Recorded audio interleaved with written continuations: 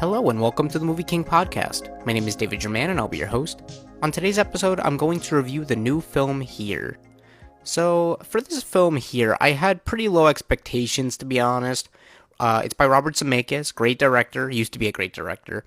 And he did stuff like Back to the Future, Forrest Gump, Cast Away, Who Framed Roger Rabbit, tons and tons of classics, and many movies that were just iconic at the time they came out. And they're still classics today. I mean, again, Back to the Future, Forrest Gump. I feel like it's very safe to say most people know those movies and really love them. But really, somewhere down the line, I think Robert Zemeckis kind of fell off as a creator. In recent years, he's made a lot of fairly underwhelming, if not straight up bad movies, like The Witches remake, Pinocchio remake, Welcome to Marwen. These are all just movies that, unlike his many, many great ones, they're movies that came out and just died on release. Like, no one ever talks about The Witches, no one talks about Pinocchio, no one talks about Welcome to Marwen. And every time I keep going into his movies praying it's going to be like classic Robert Zemeckis, I really keep hoping he's going to pull one out that's going to be awesome and really worthwhile. And for this film Here, I thought the concept seemed kind of weird because it's like a movie that's a still camera for the entire movie, and the trailer just didn't sell me on it much. But I had a lot of hope for this film because there's a lot of returning people from Forrest Gump. It's a pretty big reunion in a lot of cases. You have Robert Zemeckis, director, returning. You have the writer Eric Roth returning. You have Tom Hanks, Robin Wright. You have the director of photography, Don Burgess, and you also have Alan Silvestri coming back as the composer. So on paper, this movie actually kind of had the potential to be Robert Zemeckis' comeback, his really big comeback to make a great film again. And really the last film I've seen of his that I thought was honestly good was The Walk, which was probably about a decade ago now. That was actually a pretty good movie. It was a true story about the guy who walked between the Twin Towers. That was a really solid film, but ever since then I just don't think he's really had it in him. And but back to Here, you had a lot of hope, but then negative reviews started pouring in, and I was just kind of prepared to not like the movie. I was prepared to just be disappointed yet again. But even so, I still went in with an open mind. I always try to have an open mind whenever I see a movie, even if I hear it's bad. I like to give it a fair chance and really just let the movie do its thing. And I have to say, the opening to this movie is very, very impressive. It shows visual storytelling in a way I wasn't expecting from a movie like this because the camera, isn't moving. But it shows a very efficient passage through time with nice visuals, a great, score, and just a lot of elements that come together and make a scene that really impressed me and made me be like, wow, this movie actually could be really good. But unfortunately, things quickly go pretty downhill from there. But before I talk about what I didn't like about this movie, I want to talk about everything I did. And beyond the opening scene, which I just mentioned, I really like Tom Hanks, Robin Wright, and Paul Bettany in particular. They all have some genuine scenes that make you forget they're actors. And that's something I just want to talk about for a second because it's really hard to just understand how hard an actor's job is.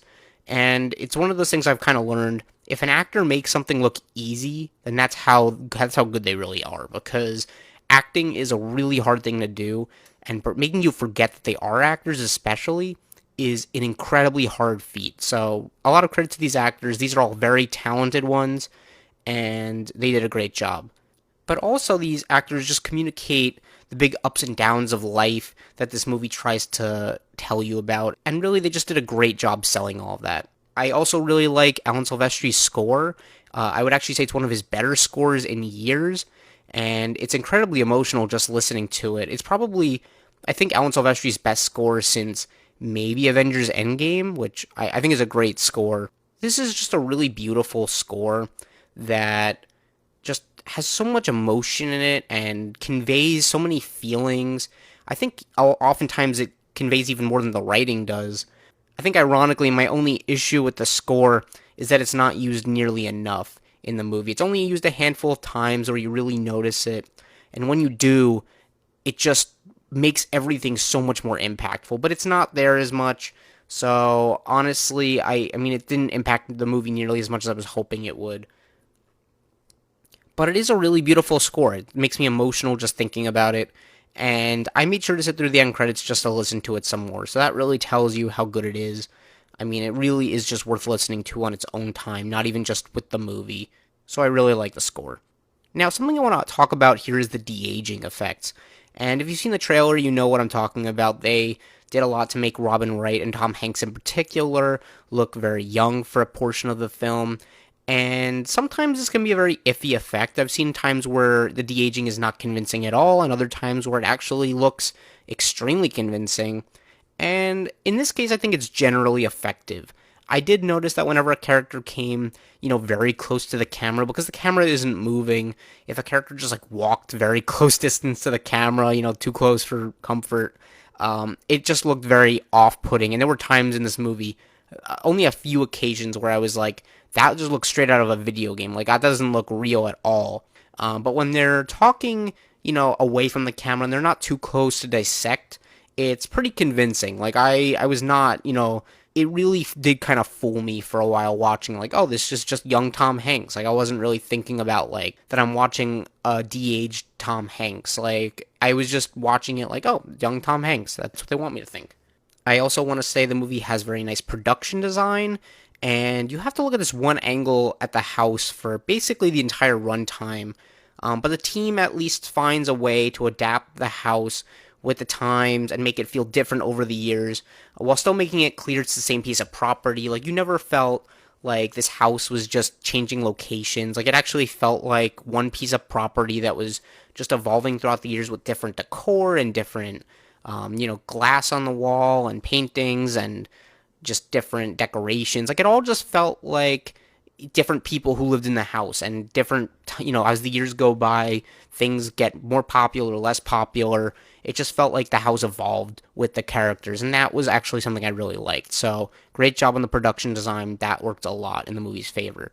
And the last thing I want to say is the movie also ends as strongly as it begins. I thought it was a pretty moving ending, and kind of tied the whole thing together in a way that was at least semi-satisfying. I didn't really care for this movie as a whole, but the beginning and the end, maybe if you're like, we're sleeping, for most of the movie in the middle, maybe it'll kind of convince you it's a good movie.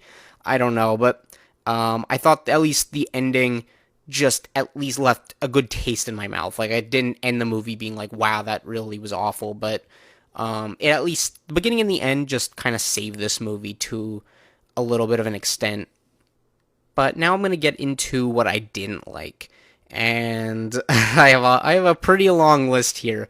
But the top of it has to be that this movie has some of the worst editing I've seen all year, maybe in years. It uses this window effect to transition from scene to scene, and it's so jarring and distracting. Like, they used it in the opening scene, and I was fine with that because I was like, oh, this is kind of a neat way to transition from time, kind of like showing the passage of time through like these windows. But the thing is, it was so overused, and it was used in like every single scene. So every time like just a character would be talking, and you'd see like in the corner of the screen, you just see like a window with an object that looks different than what you just saw a minute ago. And it was supposed to like tell you where you're going next in the movie, but it was just so distracting. I literally couldn't focus half the time because you'd see random objects appearing every scene, and it just wasn't really like, it just wasn't adding anything. It was just like it was a gimmick, and I don't know, the whole thing just felt really jarring, and I just could never get into the movie because of that. Like, there's not a lot of editing in this movie from like conversations because it's just one angle the entire movie, but the way it goes from scene to scene was terrible. Like, imagine if every transition in the movie was like a PowerPoint presentation. That's what it's like, but it's not even the cool kind of PowerPoint presentation where it's like, star wipes or something like in Star Wars. Like, this is the kind of transition that's like just really gimmicky effects, like, doing like crazy stars or something. It's like really not interesting, and it was really frustrating. I hated the way this movie was edited, and honestly, it's like the bane of this movie's existence. Like, it is absolutely what makes this movie a bad one to me. Like, you can kind of take that away and the rest of the movie would be fine, but I think the editing is what makes this movie go from fine to like straight up bad. What's also distracting here is the fact that this movie chooses to constantly cut away from the main characters to show other people who lived in the house. Like, that could have been interesting on paper, but none of the other people's stories are that interesting to me. Like, I was pretty invested in the Tom Hanks story, the Robin Wright story, the Paul Bettany story. Their characters, I was like, okay, there's at least something going on here that you could make a movie about. The other people, though, like, none of their things tie into anything else going on, so it just feels very unrelated. I heard a lot of people kind of talking about Joker 2, for an example, where, like, every time it cut to a musical number, people just thought it was, like, a commercial break from the story. That's what it felt like here with these characters. Like, you were just enjoying the story with Tom Hanks, and then every time you were kind of getting into it, you'd have these ugly PowerPoint transitions to these other characters you don't care about and have nothing to do with the story. Like, I understand a little bit of it, like, trying to show other people's lives and, like, the history of this house and stuff. Maybe some people will enjoy that aspect of it, but to me, it was just often very unnecessary. And they're also filled with these bizarrely controversial topics that really just serve no purpose to the themes or story. And just to say one of them, which is pretty non-spoiler, there's a section of this movie that shows random people dealing with the early days of COVID, and it never contributes a single thing to the movie. There's a few that are honestly even worse than that, and I just don't know what they were thinking, but there's some really bizarre choices here. Like, why you chose to focus on these characters at this time is something I don't understand. It doesn't really convey anything about time and life that the movie's trying to say. A lot of them are just sad and really frustrating. Again, like, the frustrating is the best word I can use for this movie because it does so many things I don't like and that bother me. I also have to say this is a very bland looking movie. Yes, the production design helps with that, but it's literally just one camera angle for like 90 minutes straight, and it kind of ruins the point of a movie. Like, when you watch a movie, you're going because of visual storytelling. You're going because you want to see something told in a way that you couldn't see elsewhere. Like, you want to see characters' faces right up to the camera. You want to see them really, like, react to things. Like, if you watch a play, you're watching it from a distance. You can't really see the expressions quite as closely as you're seeing in a movie. And also, the thing a movie does is it just tells things from a very visual perspective. You see, close-ups of objects. You see these big distances, a sense of scale that you can't get anywhere else. And just the way this movie does it, like, just showing a single camera angle of the corner of a house, a living room, just for an entire movie, there's only so much you can do with that, and it just really destroys the purpose of visual storytelling. And, besides a few times where the movie makes a nice, use of the space and tries to have characters maybe get a little closer to the camera to give you the feeling of a movie, as well as the opening and ending scenes that kind of just show visual storytelling at its best, a lot of the movie just really goes nowhere, and it feels like you're just watching a still angle which could have been shown in a play and did not need to be made into a movie. Like, these characters spend all this time in this house, and it's hard to care about the house or the problems in it when you haven't seen more than a single room of the house. Like, it makes for so many awkward scenes because everything conveniently has to happen in this one single room of the house, this one area, the living room and the entrance. And you just don't get to know these characters in other places that are important, like their bedroom, or exploring the town, or at a restaurant. So many places where you see characters, different sides to a character. You just don't get to see that because you're forced to see it all in this single room. And they're all talking about the house and things about the house and what are they going to do with the house. But you only see this one part of the house, this one tiny part of the house. And it's like, you yourself, like, being in the house the entire movie, can barely describe what the rest of the house might look like. You see maybe, like, a quarter of the house. That's all you see. I don't know, maybe I'm, like, rambling about something that shouldn't be that focused on, but to me, these things are important, because if your entire movie revolves around the house and the people living in it, you would kind of hope that you feel very at home here. You would feel like you belong in this house, that this house is very special to you as a viewer. I just didn't feel that. Like, maybe besides this one area of the house we're looking at, I just feel like, maybe a more interesting angle would have just been a movie that takes place entirely in the house. But, all all around the house, not just in this one space. I feel like that would have been important. And not even a stage play is this limited with its playground. Like stage plays, take the characters outside on the street. They take them to, like a carnival or a movie theater or an ice skating rink or something, or even to their bedroom. But like this movie just doesn't go anywhere else. It stays in this one place the entire time. And really all this is to say that you only get to know the characters as much as this one room allows. And as a result, most of them are very two-dimensional. Performances help a little bit and just kind of showing who these people are with their reactions and their display of affections, but besides seeing their reactions to things, they're just not very interesting. We don't really learn too much about them as people and who they are, what they like, what they enjoy, what scares them too much. We get a little bit of that, as much as you can get in this one room, but it just doesn't show too much. I just don't really remember too much about the characters. Honestly, I don't even remember any of their names. And that's a big problem. I just don't think a lot of them are very interesting. And essentially, the whole movie just feels like a stage play. I'm not sure why they made it into a movie when there isn't enough visual storytelling to take it to that level. I mean, this was based on a graphic novel, and I think graphic novels are these crazy visual mediums. So I don't know how they thought this would be a good movie. I haven't read the graphic novel. Maybe it is very similar to the movie, but maybe it, conveys it in a better way. I can absolutely see where that might play a factor in the way, like, the windows might be kind of like panels in a comic book, but I just don't think the movie really sells enough of that and makes it something worth investing your time in.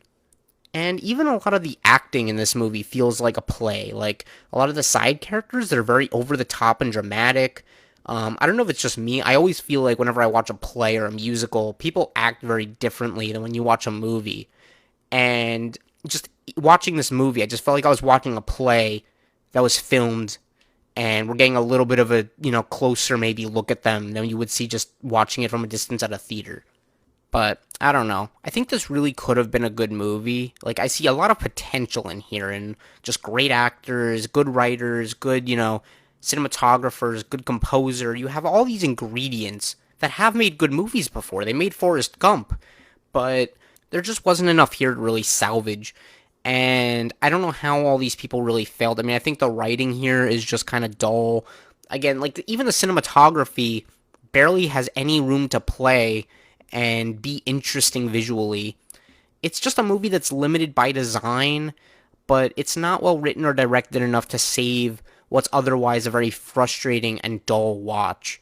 But maybe you'll feel differently about it. I don't know. I mean, some people in my theater, I heard them sniffling towards the end. I mean, it was a lot of people who probably did, have interest in this movie, and they seemed to enjoy it enough. But I don't know. I feel like this movie could be very hit or miss for people. If you enjoy the way it's edited and told, I think you'll really enjoy it. For me, though, it just didn't work. I didn't feel like it really got my interest at any point, really. I mean, I had a little bit, maybe in the Tom Hanks, Robin Wright section where I was, like, curious to see where that would go. But it kept getting interrupted for something I didn't care about. And as a whole, this is just a very uneven experience that I didn't enjoy watching and probably will never plan on revisiting. But I guess the only way you'll know how you feel is to watch it for yourself and see. So, I don't know. I give it a C-. It's pretty bad. Not the worst movie of the year by any means, so I don't want to make it seem like it's that bad, but I just can't recommend it. I didn't really get much out of it, to be honest. And that about does it for this episode. If you want to follow my reviews, you can find me on Letterboxd at MovieKing1224. You can also listen to this podcast on your favorite apps such as Spotify, YouTube, Apple Podcasts, and Amazon Music. If you have any comments or feedback, I would love to hear it and improve the show. And of course, if you've enjoyed this episode, please consider liking, subscribing, and hitting the notification bell to hear more like it. I appreciate you all so much for listening, and I'll talk to you next time. Thank you. Bye-bye.